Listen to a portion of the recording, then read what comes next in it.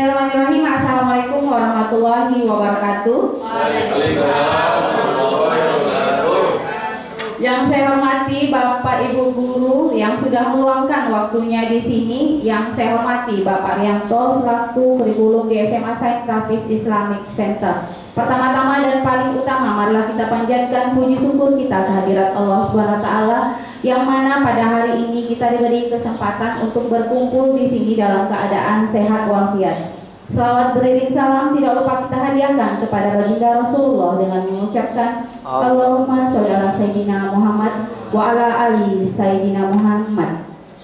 Adapun acara kita pada hari ini yaitu penyampaian oleh Pak Rianto tentang diseminasi budaya positif. Yang sebelumnya kita menyanyikan lagu wajib terlebih dahulu.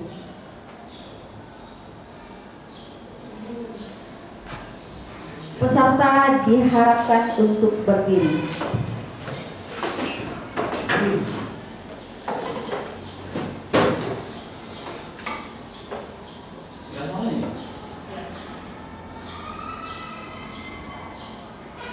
Dia langsung jadi ini aja.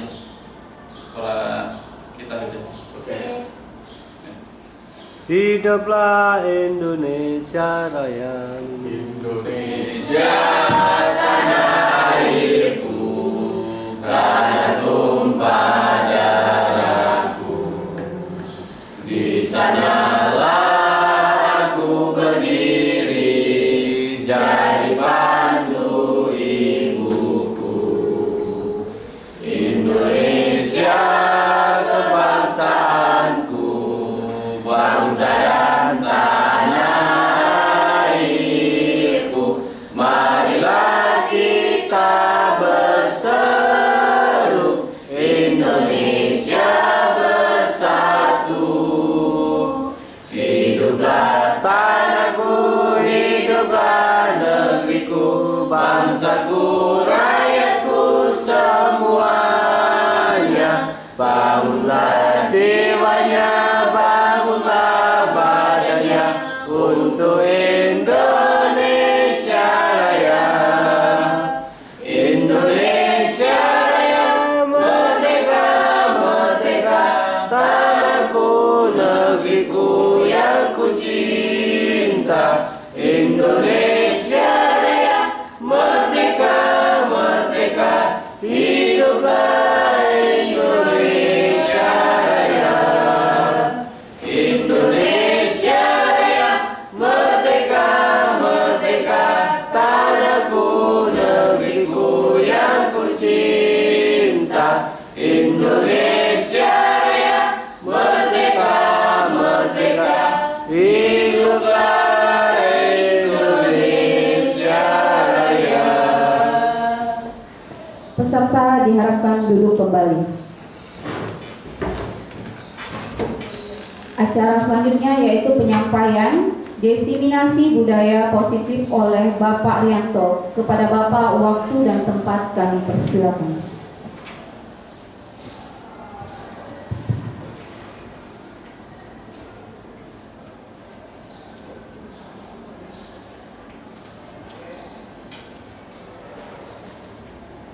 Baik, terima kasih kepada moderator. Ya, assalamualaikum warahmatullahi wabarakatuh. Waalaikumsalam warahmatullahi wabarakatuh. Gimana kabar Bapak dan Ibu pada hari ini? Alhamdulillah sehat biasa. Allahu Akbar. Tidak sehat. Tidak sehat. Apa yang tidak sehat, Bu? Hati. Oh, hati. Oke. Baik, ya mudah-mudahan ya hari ini di hari yang sangat cerah ini kita semuanya minimal masih sehat rohani kita ya, meskipun badan kita tidak sakit, sedang tidak baik-baik saja.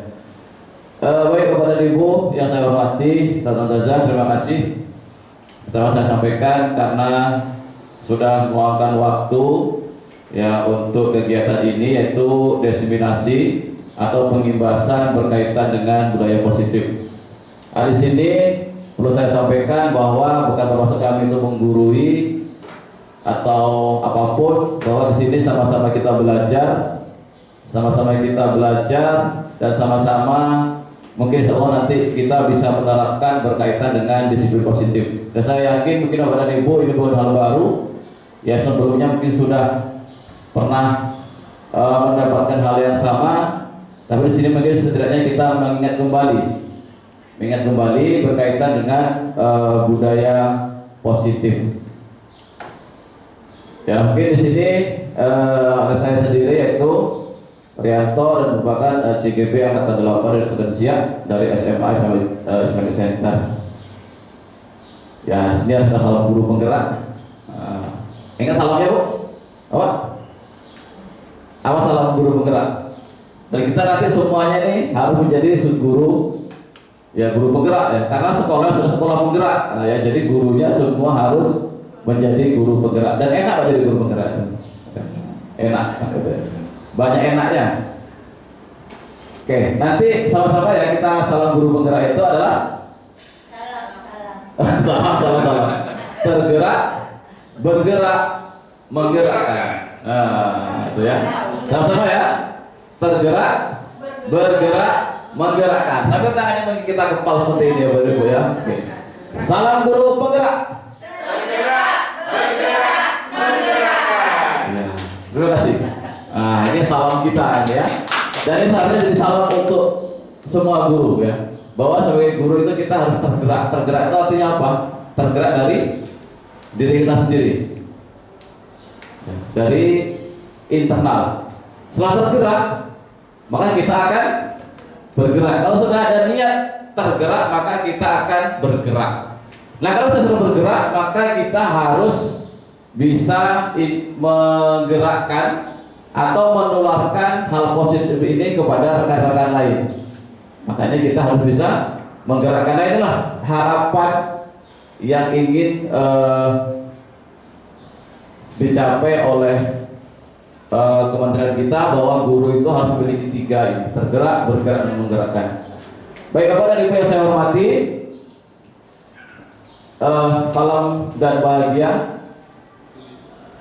Nah, mungkin kita sering mendengar kata makna budaya positif.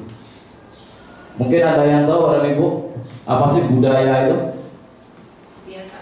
Ya, budaya itu adalah kebiasaan, tradisi, ya, atau sesuatu yang menjadi kebiasaan dan dilakukan secara terus menerus, ya, gitu ya. Nah, budaya positif di sekolah yaitu nilai-nilai dan kebiasaan-kebiasaan di sekolah yang berpihak pada peserta didik agar mereka dapat berkembang menjadi pribadi yang kritis, penuh hormat dan tanggung jawab. Nah, ini disebut sebagai budaya positif. Di situ ada nilai-nilai dan kebiasaan-kebiasaan. Nah, nilai kebiasaan ini biasanya berkaitan dengan kekuatan yang ada di sekolah. Saya yakin semua sekolah itu punya kekuatan. Nah, kekuatan itulah yang akan kita bangun sehingga kekuatan itu menjadi budaya positif. Kita jangan terlalu sibuk memikirkan kekurangan sekolah. Ya. Kalau kita sibuk memikirkan kekurangan sekolah atau kekurangan lembaga kita, maka tidak akan maju-maju. Saya yakin bahwa semua lembaga itu pasti punya kelebihan dan kekurangannya masing-masing. Nah, bagaimana kelebihan itu yang akan kita dorong supaya menjadi kebiasaan positif. Nah, muaranya kemana? Ya, muaranya itu adalah bahwa nanti bisa menjadi pribadi yang kritis, penuh hormat, dan yang paling penting adalah bertanggung jawab. Nah, inilah yang akan dituju untuk budaya positif. Nah, ini ada perubahan paradigma. Nah, ini mungkin kita melihat sekilas tentang intisari daripada pemikiran Ki Hajar Dewantara yang mungkin sama-sama sudah pernah kita mendapatkan dulu waktu BKP, waktu PMO, ya. Dan mungkin juga sudah pernah membaca banyak berseliweran di media sosial. Nah, apa intisari daripada pemikiran Ki Hajar Dewantara? Yang pertama adalah sistemnya sistem among atau kalau bahasa kita ngomong, ya, bahasa Jawa ngomong, ya. Apa itu? Mendidik dengan pola ngomong, asah, asuh, cinta kasih secara kekeluargaan. Jadi pendidik itu sekarang bukan menuntut tetapi menuntun. Ya. Mungkin selama ini kita banyak menuntut. Kamu harus A, kamu harus B, kamu harus C. Nah, jadi pendidikan itu menuntun. Menuntun apa? Menuntun tingkah anak untuk menjadi ke arah yang lebih baik. Nah, itu bahwa menuntun. Yang kedua adalah kodrat alam dan kodrat zaman. Bahwa kita tahu bahwa anak ini memiliki keunikan masing-masing sesuai dengan kodrat alam. Alam itu berarti kodrat di mana dia tempat tinggal atau kodrat bawaan dia, dan zaman itu berarti sesuai dengan zaman sekarang. Mungkin kita merasakan bagaimana pendidikan itu mungkin dengan kita dulu waktu sekolah itu sangat berbeda dengan zaman sekarang. Betul Bapak Ibu? Betul ya? Sangat kontras, ya sangat kontras. Nah, kalau kita mau terapkan juga seperti zaman dulu, nah, apakah bisa? Dengan kekerasan. Nah, ya, sekarang sudah banyak hak-hak yang melindungi itu, ya dari KPAID, HAM, ya. Bahwa mau mendidik itu sesuai dengan zamannya seperti yang disampaikan oleh Ali ya, Ali bin Abi Thalib ya, bahwa mendidik anak itu sesuai dengan zamannya. Kita tidak bisa memaksakan kita ingin mendidik waktu seperti kita sekolah dulu dididik oleh guru-guru kita. Yang ketiga trikon, yaitu continue atau berkesinambungan, itu konvergen, menerima secara terbuka. Artinya konvergen itu bahwa pendidikan kita juga menerima dari pengaruh-pengaruh luar, tetapi harus kita saring dengan sesuai kondisi adat ketimuran. Yang terakhir itu adalah konsentris, ya, yaitu memadukan pendidikan dengan budaya-budaya lokal. Nah, yang keempat adalah pusat pendidikan, yaitu ada 3 pusat pendidikan untuk siswa, ada 3 lingkungan. Yang pertama itu adalah alam keluarga, alam perguruan atau lingkungan sendiri, dan yang terakhir itu adalah alam pergerakan pemuda atau lingkungan masyarakat. Jadi ada 3, ada keluarga, lingkungan sendiri, dan masyarakat. Nah, yang keempat, pendidikan itu menghamba kepada anak. Nah, menghamba ini mungkin kalau kita lihat kayaknya merendah gitu ya. Kalau orang menghamba itu kan rendah. Maksudnya begini, menghamba itu adalah bahwa pendidikan itu harus memfasilitasi seluruh kebutuhan yang dibutuhkan oleh murid. Ya. Itulah arti menghamba. Yang selanjutnya berkaitan dengan budi pekerti, ya, permainan anak beranak, dan trilogi kepemimpinan, yaitu ada 3, Ingarso Sing Tulodo, Ingmadia Bangun Karsa, terakhir Tuturi Handa. Jadi apa itu Ingarso Sing Tulodo? Di depan menjadi teladan, Ingmadia Bangun Karsa di tengah memberi motivasi, Tuturi Handayani di belakang memberikan dorongan. Inilah trilogi daripada kepemimpinan yang sekarang menjadi logo daripada pendidikan kita, yaitu Tuturi Handayani.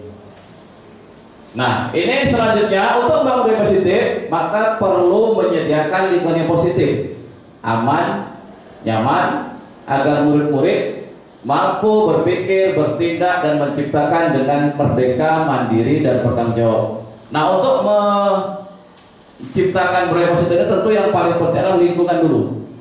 Lingkungannya itu harus positif, ya. Kalau kita ingin menciptakan budaya positif tapi lingkungannya negatif, sangat tidak mendukung, ya. Nah, ini berarti akan sulit ya terciptanya budaya positif ini. Dan kita rasa di sekolah kita ini alhamdulillah ya, mungkin sebenarnya lingkungan sudah sangat positif, ya, sudah sangat mendukung lingkungannya, ya, sudah aman dan nyaman dulu Bapak dan Ibu. Ya, alhamdulillah ya, dan nyaman, ya. Oh. Oke.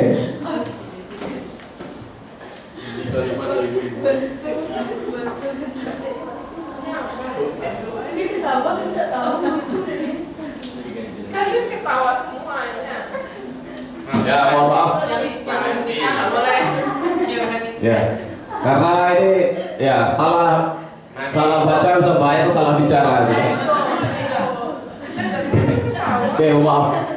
Ya. Nah, yang kedua adalah bahwa lazimnya disiplin itu nanti dikaitkan dengan kontrol, dalam hal ini kontrol guru dalam menghadapi murid. Baik, kita lanjutkan. Di sini. Itu di sini. Ya. Nah, di sini ada ilusi bahwa ada ilusi kontrol guru terhadap murid. Bahwa ilusi itu dapat, yang pertama ilusi. Kita tahu ilusi ya? Ilusi itu apa? Ilusi mimpi, nampak, abstrak, atau ilusi itu biasanya sesuatu yang Bergentayangan. menipu ya, sesuatu yang bisa menipu mata kita ya. Biasanya begini, kalau kita melihat contoh nyatanya begini, ilusi itu kita sering melihat kendaraan itu jalannya ke depan tapi sepertinya rodanya itu ke belakang mutarnya. Pernah lihat nggak? Atau belum? Ya? Iya, motor atau mobil itu kalau ke jalan ke depan tapi sepertinya mutar itu rodanya, kalau kita lihat itu kayak ke belakang. Nah, itu namanya kalau di fisika ada namanya ilusi optik gitu. Ya, ilusi optik. Jadi ilusi itu sesuatu yang menipu mata kita. Yang pertama adalah bahwa ilusi guru itu dapat mengontrol murid.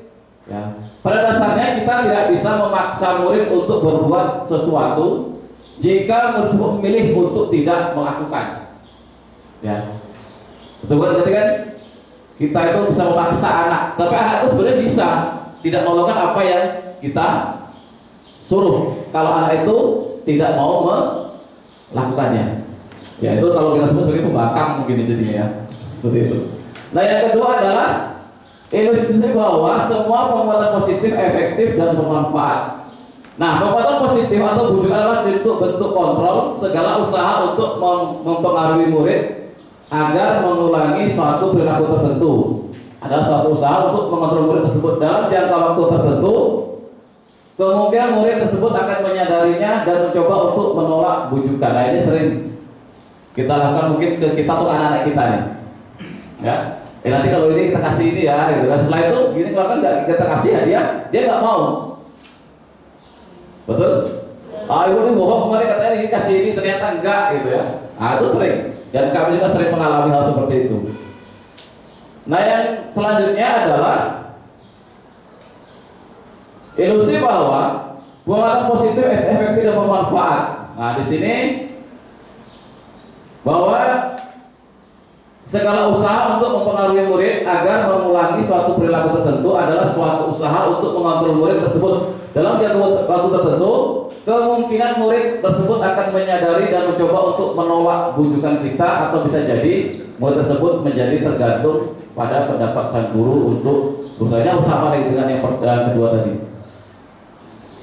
Nah, di sini ilusi bahwa orang dewasa itu memilih hak untuk memaksa. Nah, ini mungkin kita sebagai guru atau sebagai orang dewasa banyak kita melakukan hak memaksa itu kepada orang atau anak kita atau kepada murid kita. Nah, di sini ada perubahan paradigma, yaitu berkaitan dengan teori kontrol tadi, bahwa stimulus respon ke stimulus atau ke teori kontrol. Nah, kita mencoba mengubah orang agar berpandangan sama dengan kita. Ini sering, kamu harus begini, kamu harus begini, harus begini. Bahwa kita tidak tahu bahwa orang lain itu mungkin punya pandangan yang berbeda terhadap kita. Itu namanya stimulus respon. Nah, kalau kontrol gimana? Kita berusaha memahami pandangan orang lain terhadap atau tentang dunia. Perilaku buruk dilihat sebagai suatu kesalahan.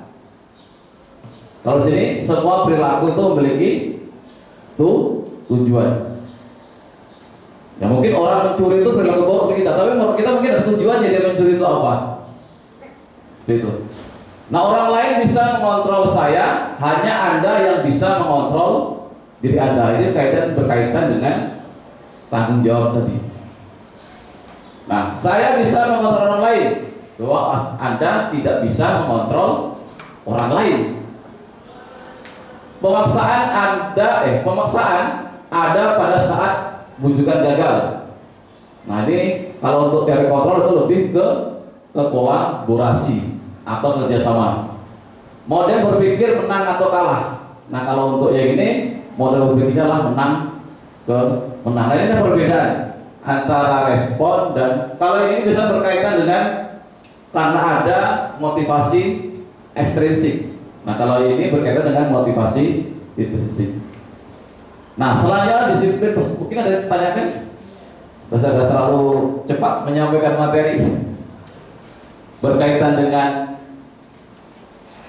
paradigma atau perubahan paradigma. Kita lanjutkan. Ya silakan sambil di ini ya Bu ya, kuenya ya. Pesan saja. Nah, ketika mendengar kata disiplin, apa yang terbayang di benak Anda? Atau apa yang terbayang di benak Bapak dan Ibu semuanya? Peraturan. Peraturan, Tata tertib. tata tertib, tanggung jawab, Menepati waktu. oke, tempati waktu. Baik, mari kita lihat apa sih sebenarnya arti kata disiplin. Nah, ini ya, bahwa kebanyakan orang atau termasuk kita, atau saya sendiri, kalau ditanya apa itu disiplin, pasti jawabannya ini: tata tertib, teratur, patuh, gitu ya. Nah ternyata disiplin juga sering dihubungkan dengan hukuman, betul? Ya pasti ya. Kalau disiplin itu pasti nanti berhubungannya dengan hukuman. Karena sesungguhnya itu berbeda. Ya. Karena belajar tentang disiplin positif itu tidak harus memberi hukuman. Nah hukuman itu justru diberikan sudah pada level yang paling terakhir. Ya. Oh, gini kan? Wah ya, kalau gini ya enak aja jadi murid gitu ya. Boleh dihukum, betul? Ya ini memang paradigma kita. Ya ini memang paradigma kita. Karena itulah yang kita dapatkan mulai dari dulu sekolah ya sampai hari ini gitu. Memang tidak bisa dipungkiri, memang seperti itu. Ya. Kita dulu merasakan kan, nggak bawa buku, dihukum. Datang terlambat dihukum, itu memang kita merasakan.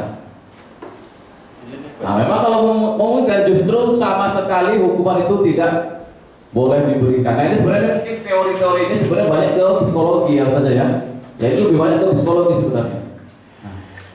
Nah dari mana sih disiplin itu? Asal mulanya itu dari bahasa Latin yang artinya itu belajar. Ya. Juga berasal dari akar kata yang sama yaitu disiplin atau murid atau pengikut. Nah berarti begini, kalau kita mengikuti sesuatu itu biasanya karena apa biasanya? Contoh, kita ikut suatu organisasi. Itu karena apa? Keinginan dan ketertarikan.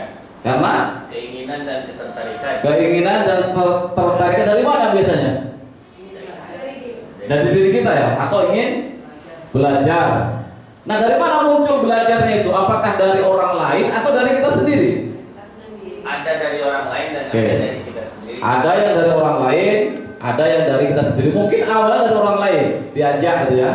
Nah karena sering ikut, itu muncul dari kita sendiri. Nah sebenarnya berkaitan dengan disiplin ini, sebagai seorang pengikut ya, harus paham betul ya, mengapa mengikuti suatu aliran atau ajaran tertentu, sehingga motivasinya itu adalah motivasi intrinsik atau motivasi yang muncul dari dalam kita, bukan dari luar. Ya, gitu ya. Nah, jadi itulah makna daripada disiplin.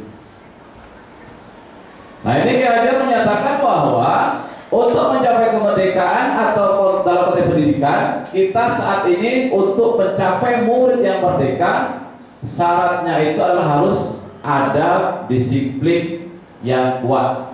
Nah, disiplin di mana? Disiplin diri, memiliki motivasi internal. Saya yakin kalau semua kita bergerak itu karena ada motivasi internal, aman.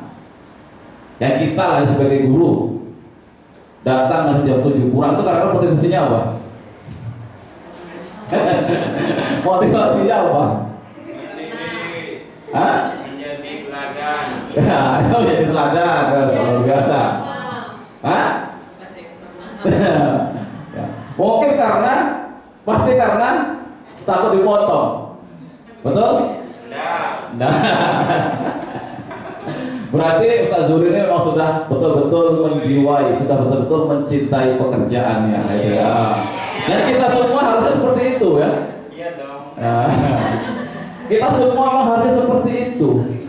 Dan harusnya murid juga seperti itu, ya. Nah, kalau kita sudah melakukan karena intrinsik, insya Allah tidak ada sakit hati, tidak ada kecewa, tidak ada ketergantungan orang lain gitu ya. Ya. Dan ini mungkin kita alami sendiri. Mungkin kita bekerja ini masih ada atau datang tepat waktu itu masih karena ada motivasi eksternal. Nah, ini teori motivasi. Oke, gimana Bapak Ibu? Mungkin ada yang mau disampaikan lah, sampaikan dari awal. Atau mau bertanya atau ada yang mau disampaikan? Berbagi pengalaman.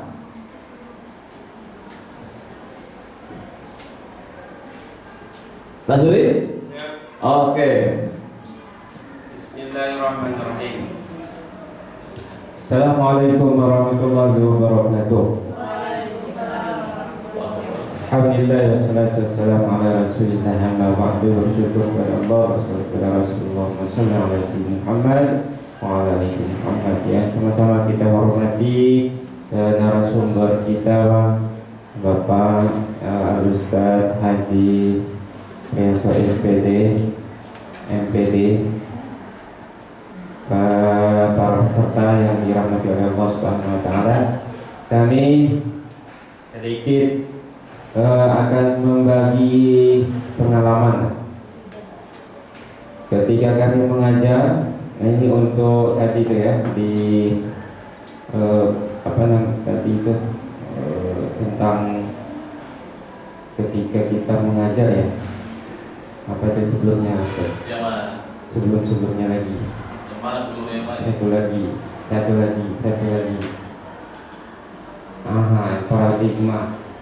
Paradigma perubahan atau paradigma stimulus respon. Ketika kami memancing ya, karena ada di kurikulum Merdeka itu di PAI di itu apa? 10. Ya. Ya. Itu ada berpikir kritis. Maka ada pertanyaan-pertanyaan yang memang sangat menggugah dan memprovokasi semua siswa-siswi di kelas itu, sehingga ketika mereka menjawab kami mengatakan ya kamu betul 100, padahal itu tidak betul. Nah ini kira-kira tapi anak itu senang dia diberikan apresiasi seperti itu. Nah di akhir nanti kami baru memberikan jawaban atau penjelasan yang berkenaan dengan pertanyaan yang kritis tadi. Kemudian yang kedua, ini pertanyaan tentang disiplin. Sanksi ya atau memberikan hukuman, karena disiplin ini sangat kuat hubungannya dengan mentaati peraturan tata tertib yang itu sudah sama-sama disepakati. Artinya kalau kelas atau secara umumnya warga sekolah itu antara siswi dengan para guru, atau di dalam sekolah itu ada kepala sekolah, ada bagian kesiswaan, ada kesepakatan yang dibuat dan disepakati oleh siswa, atau di dalam kelas ada beberapa hal yang disepakati berkenaan dengan disiplin. Maka kalau namanya kesepakatan itu, apakah ketika melanggar atau berbuat apa yang telah disepakati itu, apakah kita boleh untuk memberikan hukuman atau karena mereka yang bersepakat, maka secara otomatis ketika mereka melanggar kita hanya tugasnya mengingatkan, kamu tadi tidur ya, ngantuk ya, kan sepakatnya kita tidak boleh tidur atau makan ya, kan kesepakatan kita di selama belajar geografi tidak boleh makan lontong, misalnya kamu tadi makan lontong. Tak perlu kita bilang apakah perlu kita mengatakan kamu saya berdirikan, atau karena itu kesepakatan berarti ya otomatis pemahaman dan kesadaran siswa itu ya berdiri dia karena merasakan salah. Itu pertanyaan kami. Terima kasih. Assalamualaikum warahmatullahi wabarakatuh. Waalaikumsalam warahmatullahi wabarakatuh. Baik, terima kasih Pak Zuri atas pernyataan dan pertanyaannya tadi. Yang pertama tadi berkaitan dengan memberikan pujian ya, bahwa anak itu menjawab meskipun dia salah tadi. Oke, itu sangat betul ya Ustaz ya, bahwa nanti kita akan bahas tentang ada 5 kebutuhan manusia. Salah satunya itu tadi nanti yang berkaitan dengan kebutuhan manusia tentang pengakuan atau ya pengakuan ya. Nah itu nanti masuk di situ. Jadi ada 5 dasar. Nah yang kedua tadi yang saya sampaikan Ustaz Zuri bahwa yang saya sampaikan tadi bahwa hukuman itu memang sebaiknya itu adalah alternatif terakhir atau sama sekali tidak dipakai. Nah tadi mungkin sudah disampaikan bahwa di setiap kelas, dan sudah disampaikan juga bahwa setiap kelas itu harus memiliki yang namanya keyakinan atau kesepakatan kelas. Sudah buat semua kan? Ya itu saja. Jadi kesepakatan kelas yang sudah dibuat itu juga diberikan juga dengan konsekuensi. Apa sih beda hukuman dengan konsekuensi? Ya, sama. Nah, apa bedanya? Contohnya begini, kalau berkaitan dengan lalu lintas nih, kita melanggar, kita tidak pakai helm, kemudian ditilang, jatuh itu sanksi atau konsekuensi? Sanksi. Ya. Sanksi atau hukuman itu biasanya itu berjalannya hanya satu arah. Kita sebagai pelaku itu tidak pernah diajak untuk berkomunikasi untuk menentukan apa konsekuensinya. Ya nggak polisi itu undang kita. Kalau nggak pakai helm, nanti apa konsekuensinya dirapatkan dengan masyarakat Indonesia? Nggak pernah kan? Dan mereka sudah peraturan kan? Tep. Nah itu namanya hukuman atau sanksi. Nah kalau konsekuensi itu berarti sudah dibicarakan di kelas itu, semua seperti itu sudah dibicarakan, dan anak-anak dan guru itu juga harus tahu apa kesepakatan, apa konsekuensi. Nah dari cerita Ustaz Zuri tadi, kalau seandainya sudah ada konsekuensinya, ya silakan jalankan saja. Misalkan mengantuk, apa konsekuensinya? Berdiri. Itu berarti konsekuensi, bukan hukuman, karena itu sudah disepakati di awal. Nah, makanya kesepakatan itu harus betul sudah kita buat di awal pelajaran supaya nanti tidak ada protes oleh anak. Jadi anak itu sudah tahu sanksinya. Tetapi sanksi itu sebenarnya tidak harus hanya ditempel, tapi setiap pagi kalau bisa harus selalu diingatkan. Ya, harus selalu diingatkan. Makanya kalau saya cuma untuk kesepakatan di fisika itu saya tulis, dan juga anak-anak wajib menulisnya di buku. Nah, kalau saya sudah masuk beberapa kelas itu saya tanya, mana kesepakatan kelasnya? Udah buat belum? Ada yang jawab sudah, ada yang jawab belum. Sekarang mana kesepakatannya? Sama sekretaris. Saya sekarang mana sekretarisnya? Hilang Pak katanya. Ada itu. Ya, ada baru seminggu di sekolah itu. Kenapa nggak ditempel? Ya. Katanya ada sama wali kelas yang kemarin, siapa yang buat? Hanya wali kelas yang datang. Hah? Kok wali kelasnya saja gitu? Oh nggak dirapatkan? Ya. Ada saya tanya kelas ya, saya baru masuk di kelas, masa masuk di saya tanyakan. Nah ini perlu kita luruskan saudara-saudara. Jadi supaya apa? Supaya anak-anak kita itu terbiasa dengan dia menyadari kalau dia bersalah ini, oh itu sanksinya, sudah tahu gitu. Makanya sanksinya itu meskipun sanksinya mungkin menurut kita nggak sesuai, asal anak itu sepakat tidak masalah gitu. Anu itu membelajarkan mereka terhadap tanggung jawab. Ya, mungkin kepada wali kelas ya secepatnya ditempel lah kesepakatan itu, ya. Kalau saya mau menunggu di sablon juga lama-lama aja di kertas tempel di belakang atau di ini. Ya kalau saya menunggu pakai ini lama gitu ya.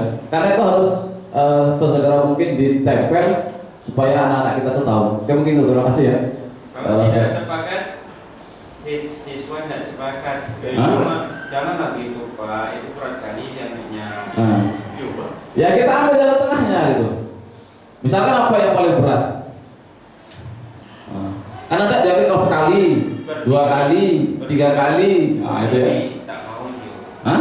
Jangan harus berdiri Pak gitu. Ada nggak mau berdiri? Ingatkan aja Pak, bangunkan kami gitu. Asal semua sepakat sekelas ya, tapi saya yakin tidak akan semua sepakat sekelas. Ya, ada 1-2 paling sepakat. Ya. Ada yang saya buat minimal 3 kali, minimal 3 kali 1 jam pelajaran itu biar keluar. Mau ngapain kalian 3 kali 1 jam pelajaran keluar masuk kamar mandi ya bilang kan? Ini nggak masuk akal gitu. Atau 1 mapel 3 kali boleh keluar. Ini ada yang seperti itu. Sepakat nggak yang lain? Enggak, ada deh. Maka sepakat. Ada 1 kali saja lah. 1 mapel maksimal 1 kali. Tetap kita di situ ada komunikasi ya, ada tarik ulur gitu. Tidak harus langsung menyerahkan semuanya ke anak gitu. Ya kira-kira logik kita terima, yang nggak logik ya kita kasih pemahaman. Mungkin kita lanjutkan. Oke. Untuk teori motivasi, kayak ada hukuman.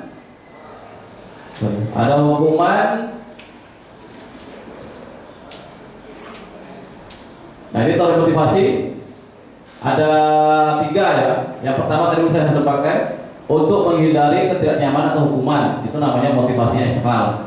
Untuk mendapatkan imbalan, kalau melakukan ini dapat hadiah. Ini sering kita lakukan anak-anak kita ini, ya sering sekali. Ya, selalu kita iming-imingi hal seperti ini. Sampai sekarang aja seperti itu kan. Kalau kita ajak kemana kan, ada makannya enggak? Betul? Saat ini sama-sama lah jadi seperti ini. Kita ajak bervideo, betul Saat? Ada minumnya enggak? Ya itu kan sudah terbentuk dari awal seperti itu. Tanpa kita sadari. Dan mungkin kita juga sendiri kan? Ada konsumsi enggak? Neraka ada konsumsi gitu kan? Nah, gitu ya.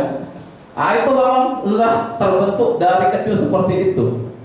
Itu motivasi eksternal. Nah yang terakhir, memang menghargai diri sendiri, menjadi insan sesuai dengan harapan kita. Nah inilah yang kita harapkan, motivasinya motivasi internal. Memang ini sulit ya. Sulit menghilangkan yang 1-2 ini. Ya. Kalau seandainya ini mungkin seperti ya juara-juara kelas itu kan sulit dihilangkan. Mungkin kalau dari SD anak itu sudah tidak pernah dapat peringkat, dikasih peringkat, mungkin sampai sekarang tidak ada yang menuntut gitu. Karena dari SD, SMP itu masih sering diberikan, makanya dituntut sampai sekarang. Yang pelajarannya kelas 3 itu, dan karena apa? Karena ini juga menjadi persyaratan untuk dapat beasiswa, untuk bisa ini harus ada syaratnya ini. Ya, karena sekolah ini kan bukan untuk kompetisi ya, makanya memang tidak ada juara, sebenarnya tidak boleh kan, memang tidak ada. Dan sebenarnya dari K13 itu memang sudah nggak ada.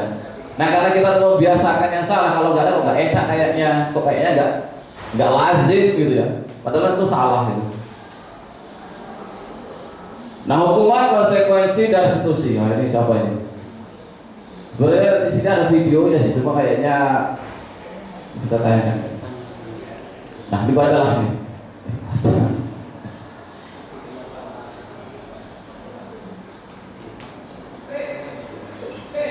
Biasanya Pak ya. Terbaca kan Pak? Bu? Ya sudah saya.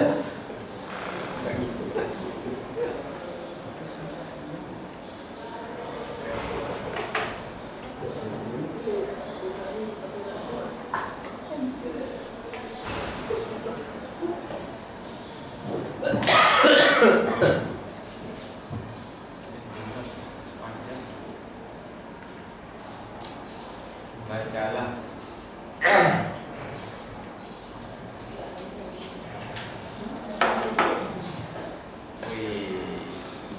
Ya. Apakah ada setuju dengan tindakan Pak Seno? Kalau sekarang tidak. Kalau sekarang tidak. Nah ini kalau dulu ya. Nah. Tapi masih ada nggak ini? Sekarang? Ada lagi? Yakin? Nggak ada? Ustaz, Ada. Ustaz, Ya. sekolah penggerak kami. Oh, sekolah penggerak ya. Tidak ada. Nah, menurut kepada Ibu Ustazah, ini masuknya apa? Hukuman atau konsekuensi? Mengapa? Karena ada Tidak ada kesepakatan. kesepakatan. Iya ya. Karena tidak ada kesepakatan. Kalau hukuman itu biasanya ciri-cirinya itu yang paling gampang adalah dia tiba-tiba, ujuk-ujuk, tanpa anak tahu kalau sahabat ini kira-kira apa hukuman nggak. Sebenarnya kayak terlambat suruh keliling gitu ya. Sama, tidak ada. Nah ya. Itu hukuman atau konsekuensi? Karena hukuman itu lebih gampangnya itu adalah tidak ada hubungan dengan kesalahan yang dia buat. Terlambat dengan suruh keliling lapangan tidak ada hubungannya. Terlambat dengan putar itu tidak ada hubungannya. Nah itulah salah satu ciri hukuman. Ya. Nah ini ada identitas gagal, ada identitas sukses. Nah kalau hukuman itu dia identitas gagal, artinya gagal itu dia tidak nyaman, takut, marah, malu. Tapi kalau yang sukses itu ada konsekuensi. Nah ini intinya sesuatu yang menyakitkan hukuman, konsekuensi sesuatu harus terjadi. Restitusi merupakan pilihan. Tidak nyaman untuk hukuman untuk jangka panjang. Kalau konsekuensi tidak nyaman tapi untuk jangka pendek. Ini menguatkan untuk murid dalam waktu yang panjang. Ini penguatan. Korban mendapat keadilan, korban itu bisa diabaikan, korban mendapatkan ganti. Nah ini murid tersakiti, murid dibuat tidak nyaman, murid akan mendapatkan penguatan. Nah, ini Ibu ya. Salah satu ciri-ciri dari hukuman. Jadi, murid akan membenci peraturan. Murid akan menghormati peraturan, murid akan menghormati dirinya dan orang lain. Konsekuensinya mental, Pak. Mental ya. Mana? Oh ini konsekuensinya mental kalau kita terapkan ya. Ya itu berarti memang belum tertanam ke jiwa anak-anak kita. Ya. Artinya belum tertanam berkaitan dengan tanggung jawab. Berarti gini, kata-katanya nih kalau peraturannya adalah kamu harus. Nah, itu sering, itu pasti saya juga sering kalau depan itu. Ya. Apa peraturannya? Nah, mampukah kamu melakukannya? Atau lebih halus? Kalau restitusi, apa yang kamu yakini? Nah, makanya kamu betul-betul dibuat sini. Apa yang bisa kamu lakukan untuk berbagai masalah ini? Memang sepertinya, anak sekarang kalau bisa kayak gini, gitu. Tapi inilah fakta paradigma yang kita ubah. Gitu. Awas ya, kalau dilakukan lagi, awas kamu ya, harus dihukuman itu. Lakukan apa yang saya katakan, atau apakah hal ini sesungguhnya ingin kamu lakukan? Lebih lembut. Lebih lembut. Ini memang supaya tidak mudah tua gitu. Bisakah yang nomor 3 itu? Nah dampaknya murid marah, bersalah. Nah ini dia. Oke, itu lanjut. Bentar lagi. Oke. Disiplin dalam bentuk konsekuensi adalah perencanaan ini tadi, oke. Nah ini keyakinan kelas ini menyampaikan bahwa keyakinan itu harusnya universal dan mudah diingat. Nah kenapa harus tidak peraturan saja? Apa bedanya? Kok tidak keyakinan? Kok tidak peraturan? Kok keyakinan? Sepakat. Ya, kalau peraturan itu sifatnya memaksa. Ya, tapi kalau keyakinan yang sudah diyakini bersama-sama itu memang sifatnya adalah berkaitan dengan tanggung jawab. Ya. Baik. Oh, ini ya. Keyakinan itu bahasa Arabnya adalah iman kelas. Hah? Iman. Yakin ya? Yakin. Yakin. Nah ini ya, Bapak dan Ibu, guru mata pelajaran itu boleh membuat, meskipun kelas itu sudah ada, boleh membuat versi masing-masing ya, versi mata pelajarannya. Ya. Karena kalau guru mapel macam saya ini kan nggak punya kelas itu, macam mana saya buat keyakinan kelas itu, makanya saya buat sendiri untuk bersama saya, nanti itu juga bisa membuat. Nah ini kalau peraturan selalu kembali ke buku tempatnya, contohnya kembalikan buku tempatnya. Ini berkaitan dengan tanggung jawab. Dilarang dengan orang lain, menghormati. Hadir di sekolah sebelum pembelajaran, menghormati orang lain. Nah ini nanti berkaitan dengan ini adalah nilai-nilai kebajikan ini, ya nilai-nilai kebajikan. Nah ini saya buat kemarin dari Prof. Al-Farabi, ada kemarin di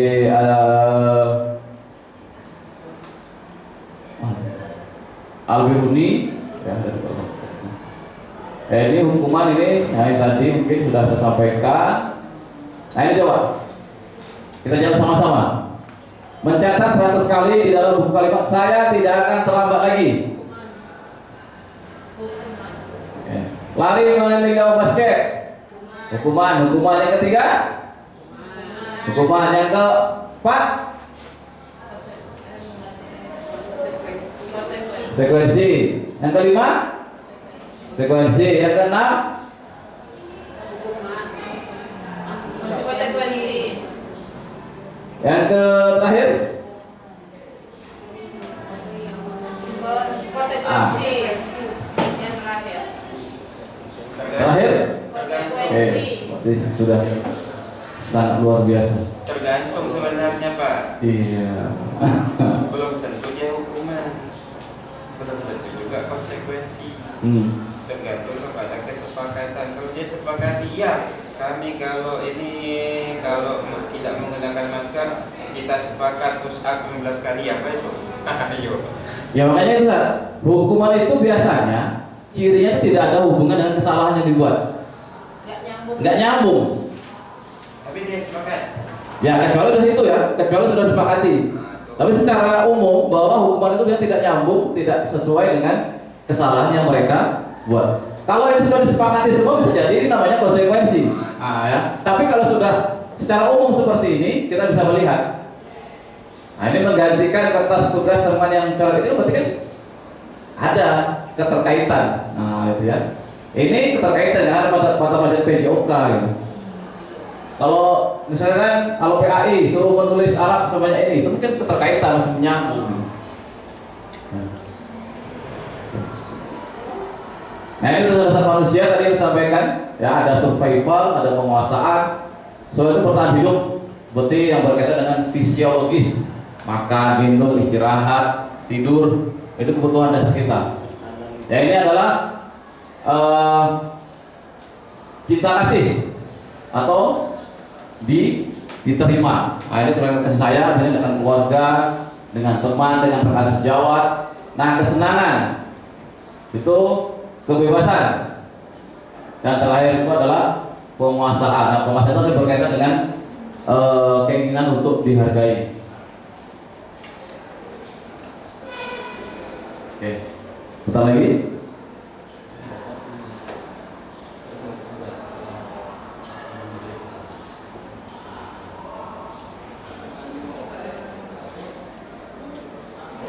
Nah, menurut Anda si Agus ini apa yang kebutuhan yang belum dia penuhi? Survival lah, kesenangan, kasih sayang. Oke, ya. Nah, ini semuanya bisa masuk, tergantung. Karena dia lapar, mengganggu tadi, maka katanya kebutuhan bertahan hidup. Kalau dia karena senang lihat temannya jadi perhatikan dia, berarti butuhnya kesenangan. Kalau dia merasa hebat karena menjadi takut, berarti karena pengakuan atas kemampuan atau tadi penguasaan ya. Apabila jawabannya karena merasa bosan dengan bekal yang dibawa karena itu terus, maka terjadi kebutuhan akan pilihan atau kesenangan. Nah, apabila jawaban Agus berkaitan dengan iseng-iseng saja, nah tadi dia berkaitan dengan kesenangan. Oke, jadi ini alat posisi kontrolnya. Guru itu ada sebagai pembuat, sebagai penghukum, pembahasan bersalah, teman, pemantau, manajer. Nah, kita sekarang main posisi mana? Kadang menjadi penghukum, kadang pembahasan bersalah, nah kadang menjadi teman, pemantau dan tapi sebaiknya kalau kita menjadi guru itu harus menggunakan yang sebagai manajer. Sebagai manajer. Karena semua itu pasti ada kelebihan dan kekurangan. Nah, sebagai manajer ini nanti bisa menyelesaikan masalah itu dengan menggunakan segitiga restitusi. Nah, ini kalau menghukum itu kalian bisa menghadapi dengan kata-kata keras, baik verbal maupun psikis. Nah, itu ya. Teman, ayolah kata ibu gitu ya. Nanti ibu dimarahin kepala sekolah gitu ya. Nah, seperti itu. Nah, inilah yang kita harapkan dalam menyelesaikan kasus anak-anak kita, yaitu menggunakan restitusi. Yaitu apa? Menciptakan kondisi bagi murid untuk memperbaiki kesalahan mereka, sehingga mereka kembali ke kelompok tadi berkaitan dengan identitas suksesnya. Nah, restitusi. Ada 3 langkah. Kayak mungkin ciri-cirinya ada 9. Bukan untuk merubah kesalahan, memperbaiki hubungan, bukan karena paksaan, ya. Sampai bahwa dia fokus ke solusi, bukan mencari kesalahan. Nah, ada 3. Ya, segitiga itu yang pertama adalah menstabilkan identitas. Nah, biasanya itu sering menanyakan, setiap orang pasti pernah melakukan kesalahan. Kesalahan itu adalah hal yang wajar atau tidak apa berbuat salah. Semua manusia pasti punya kesalahan. Artinya kita menstabilkan dulu itu dia untuk menenangkan. Yang kedua adalah validasi tindakan yang salah. Nah, kita menanyakan alasannya, kenapa berbuat seperti itu? Ada nggak cara yang lain? Nanti mengatakan ibu juga dulu pernah atau bapak juga dulu pernah terlambat. Kita menyamakan dulu lah dengan sefrekuensi dulu dengan mereka. Oke. Yang terakhir adalah meyakini atau menanyakan keyakinan. Nah, kalau semua sudah baru kita tanyakan, nilai apa yang telah kamu langgar? Keyakinan kelas apa yang sudah kamu langgar? Gitu kan? Kamu ingin menjadi orang seperti apa? Nah, di sini jawaban-jawabannya nanti akan memunculkan anak untuk mencari solusi atas masalah dia. Misalkan, kenapa kamu terlambat? Apa keinginan kamu yang kamu langgar? Oh, datang terlambat. Kira-kira apa untuk kedepannya kamu lakukan? Gitu kan? Jadi akan mencari solusi sendiri, bukan dari kita yang berikan solusi. Kalau untuk tingkat SMA, insya Allah sudah bisa. Kalau SD biasanya agak masih susah, masih perlu dituntut untuk memberikan solusi. Kalau untuk tingkat SMA itu biasanya sudah, meskipun mungkin mereka alasannya hanya basa-basi, tapi sebenarnya sudah paham ya, sudah tahu konsekuensinya. Ya, gitu ya. Ya, mungkin itu saja bisa saya sampaikan. Mungkin sebenarnya videonya ada, video contoh-contoh teori kontrol dan segitiga restitusi, dan mungkin kemarin juga pernah disampaikan ya, pernah dicontohkan.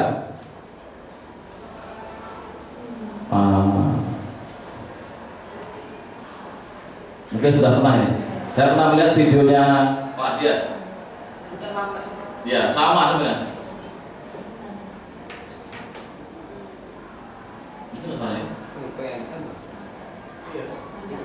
sini suaranya. Sama ya.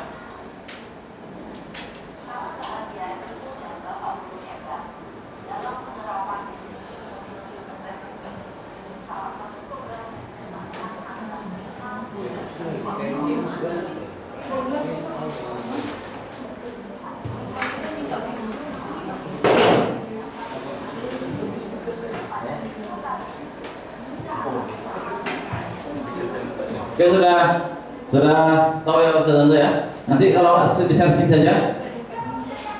Nah, ini ya. Hukum nilai. Hukum nilai. Beda sama udah dia.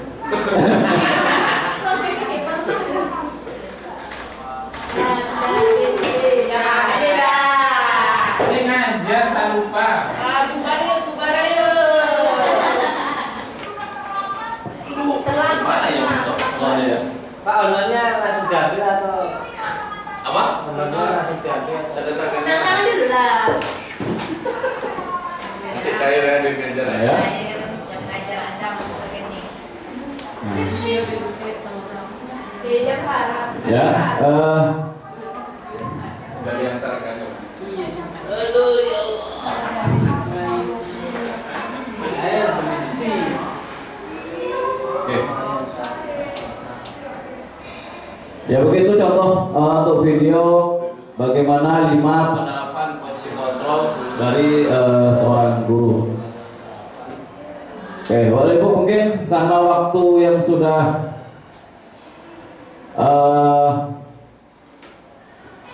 habis, sebenarnya ada kuis ini pakai kahut ini.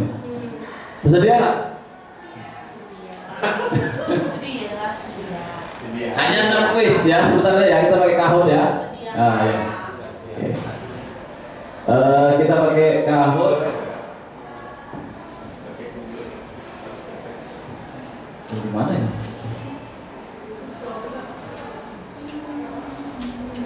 Ada yang masuk tuh ini? Masuk. Saya masuk juga di Al-Jahis. Aja bisa.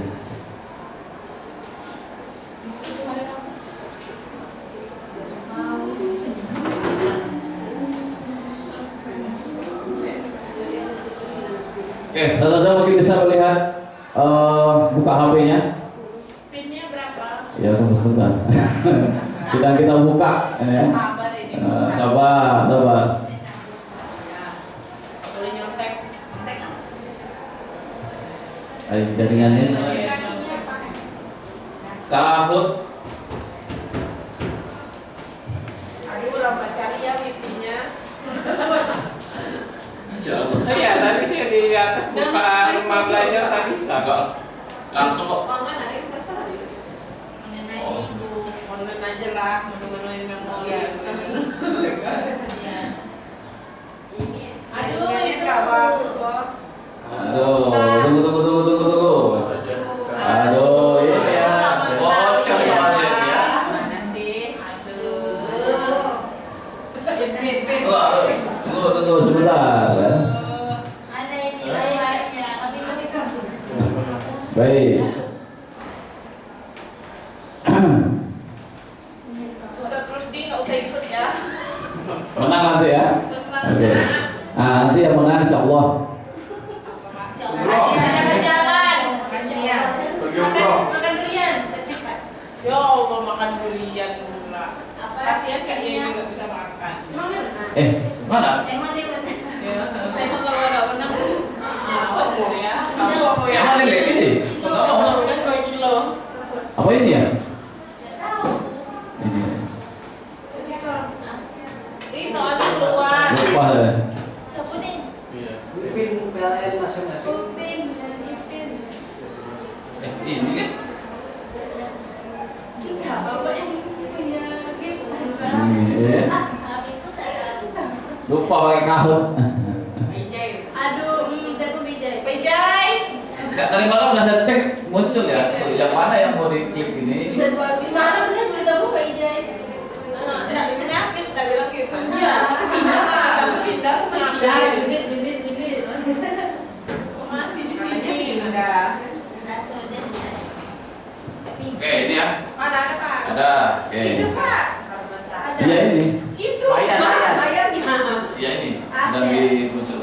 Oke, ini pinnya. Tuh, Cepet pinnya. pinnya nih. 5, 2, Buka cari di Google Ustaz. Buka. 5244727. Nama kita.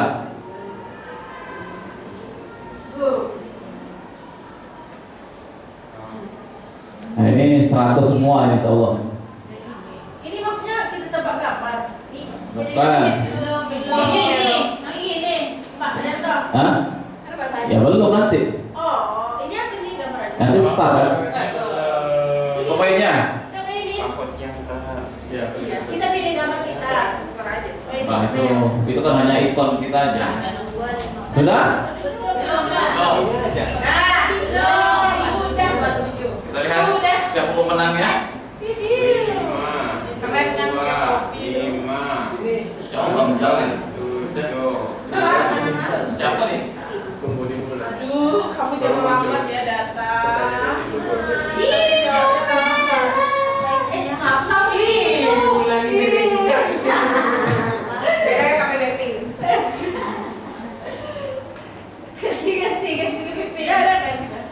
Sudah semua? Ini ikut semua nih. Oh, 1 2 3 4 14. Bang Jauh siapa? Bang Jala. Siapa namanya juara tuh? Pak Jawara. Ya Kalian mana rapinya? Ada tadi dan tertutup. Ada deh. Hanya 6 pertanyaan. Hanya. Cepat. Ada Dapat poin besar.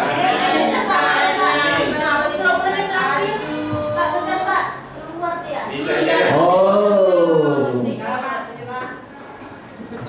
Gagal umroh ini. Kami Ya? muka ini Ustaz. Hah? Muka B2 kayaknya.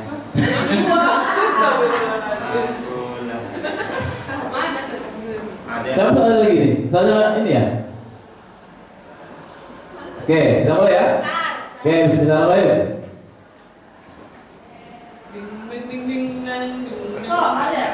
Iya, soal nanti jawabannya di situ ya.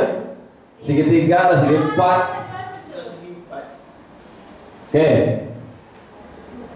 Waktu 10 detik. Situ jawabannya di situ.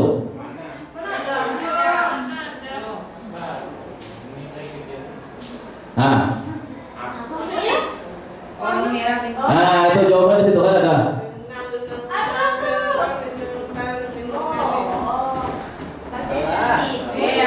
Oke.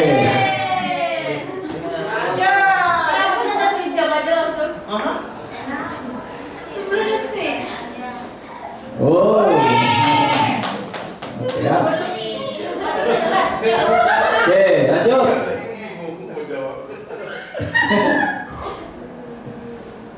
yang termasuk teori motivasi.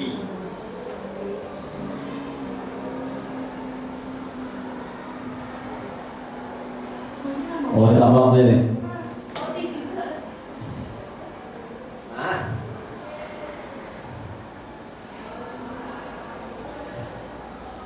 Kami yang pernah ini Pak.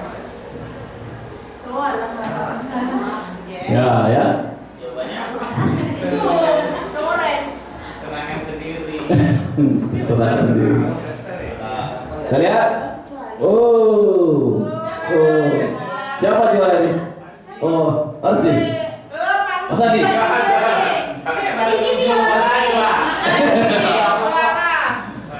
Jangan Pak ada di sini. Ah, enggak pegang apa-apa. Sobri juara. Iya, ke Sobri. Lorino. Cepat.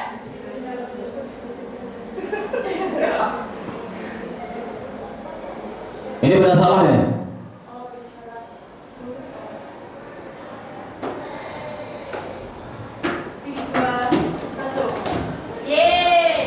Ya, ya. Oke, siapa itu lihat? Strip. Oke. Trik jadi. Oke, lanjut. Kok salah terusan? Terus ya.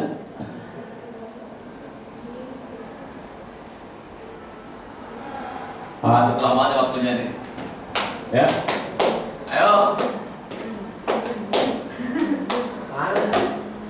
Iya. Oh, betul. Ya kan salah, dia bukan konsekuensi tapi hukuman itu. Iya. Gas, ya. Juara satu nih. Dua lagi terakhir.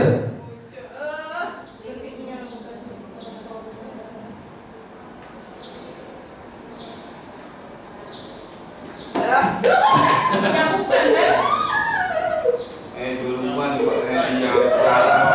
Kayak namanya dia apa? 5G. Dia. Ya. Tetap aja di bawah. Masih juara. Masih juara. Terakhir.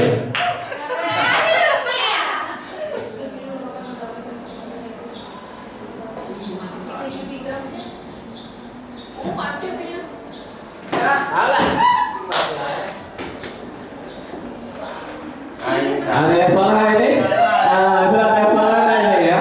Berarti tadi tidur nih pas belajar kalau salah ini. Sorry juara. Sumuri juara deh. Ya masih. Oke. Kecuali ya yang oke. Siapa pemenangnya? Juara 3. Iya, kebetulan dia. Yang kedua, siapa pertama? Siapa nih? Oh, baik, terima kasih atas Ustazah. Itulah tadi pembahasan kita tentang budaya positif. Ya, yang kita selesai dengan kuis. Berarti, alhamdulillah kita semua sudah memahami tentang budaya positif ini. Tinggal bagaimana kita menjalankan budaya positif, disiplin positif, dimulai dari keyakinan kesepakatan keyakinan kelas itu bisa menjadi disiplin positif dan mudah-mudahan bisa menjadi budaya positif di satuan pendidikan kita. Teman-teman saya hormati, terima kasih atas waktu dan kesempatan yang sudah diberikan. Mohon maaf jika ada kesalahan, ada kata-kata yang kurang tepat, sikap yang kurang pas. Ya, mudah-mudahan kita bisa menjalankan ini demi kemajuan sekolah kita. Oke, terima kasih atas perhatiannya. Saya akhiri, wassalamualaikum warahmatullahi wabarakatuh. Waalaikumsalam warahmatullahi wabarakatuh. Moderator.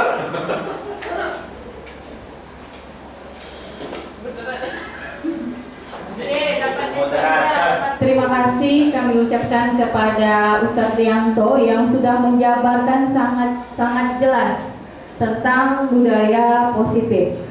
Demikianlah acara kita pada hari ini. Saya selaku pembawa acara mohon maaf jika ada salah. Assalamualaikum warahmatullahi wabarakatuh. Waalaikumsalam warahmatullahi wabarakatuh. Terima kasih. Terima kasih Bu. Iya, Pak.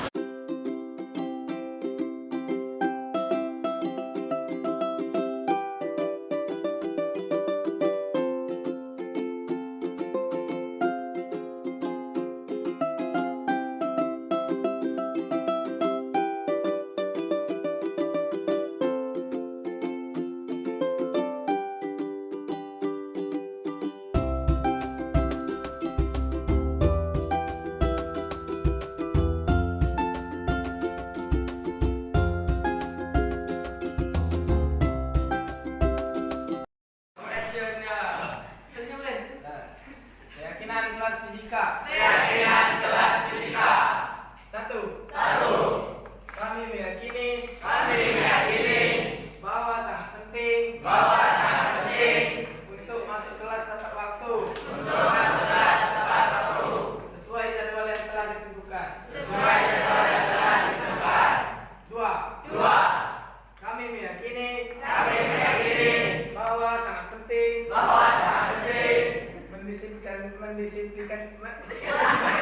mendisiplinkan diri dengan menggunakan atribut lengkap.